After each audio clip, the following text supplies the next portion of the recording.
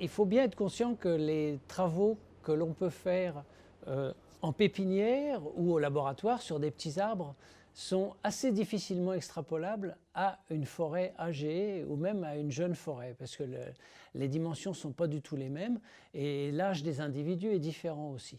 Donc, il est absolument indispensable, une fois qu'on a un certain nombre d'éléments, d'aller en vraie grandeur sur le terrain pour faire des expérimentations complémentaires.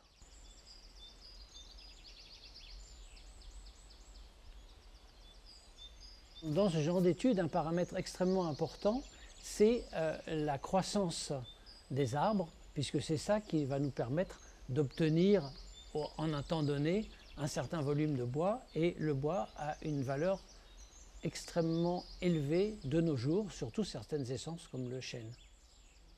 Ce qui est important, c'est de comparer la croissance à l'assimilation de carbone de ces plantes.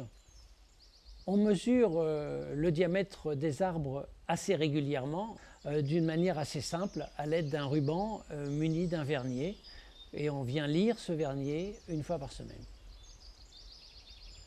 On croit souvent que la croissance des arbres est liée uniquement à ce que ces arbres vont pouvoir tirer du sol. Mais en fait, ça n'est qu'une partie du puzzle, parce que la chose importante que l'on trouve dans du bois, dans le bois des arbres, ça provient de l'eau et du gaz carbonique de l'atmosphère.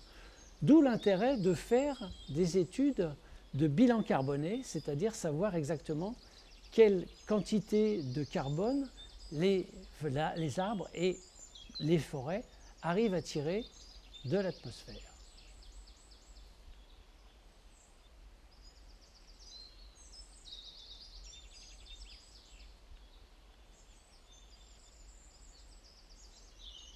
Ces mesures de croissance, on va pouvoir directement les comparer aux mesures de bilan carboné de la forêt.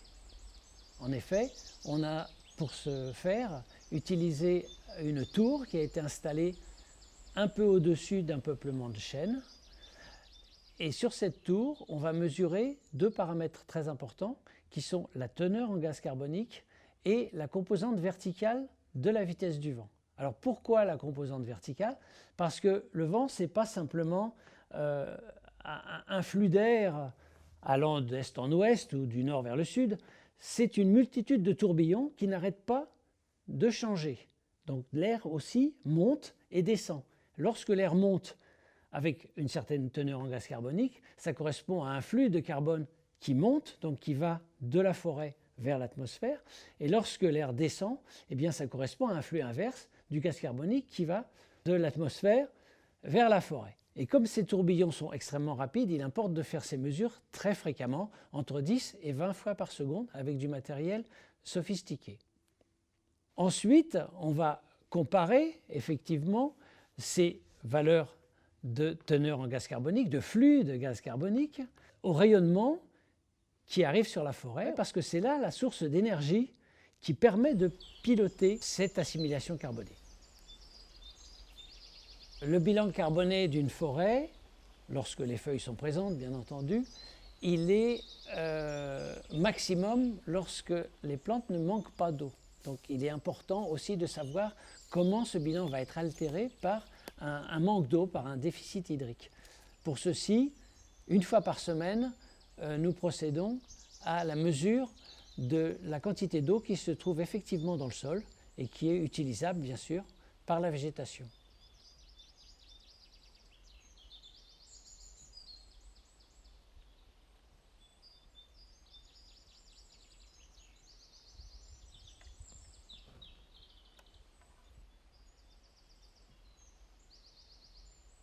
Il y a un très grand nombre d'autres mesures qui sont faites. Par exemple, au niveau du sol, on mesure la température du sol, la température des troncs et le débit de la sève brute dans les troncs.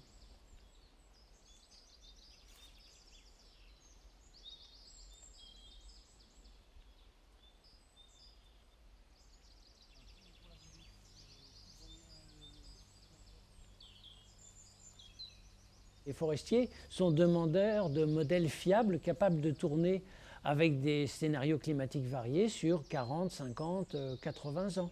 Mais il y a aussi des demandes un peu plus rigolotes, puisque on a été contacté il n'y a pas très longtemps par la SNCF pour savoir à quelle époque exactement les feuilles allaient tomber sur les rails et quand est-ce qu'il fallait envoyer les trains pour nettoyer les rails.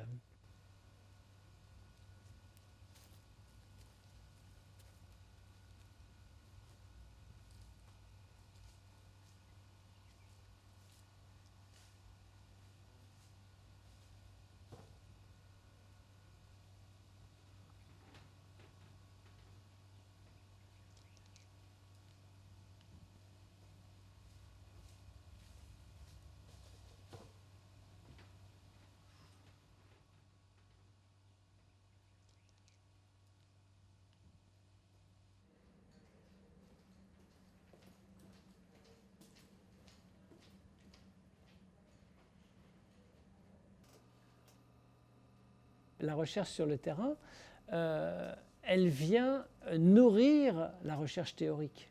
C'est-à-dire que les données qu'on va pouvoir récolter, elles vont être utilisées pour faire un bilan carboné simple ou bien pour nourrir une modélisation qui va permettre soit d'effectuer des prédictions, soit de mieux comprendre les processus qui permettent d'affiner nos connaissances, surtout sur des choses aussi complexes que le fonctionnement d'une forêt.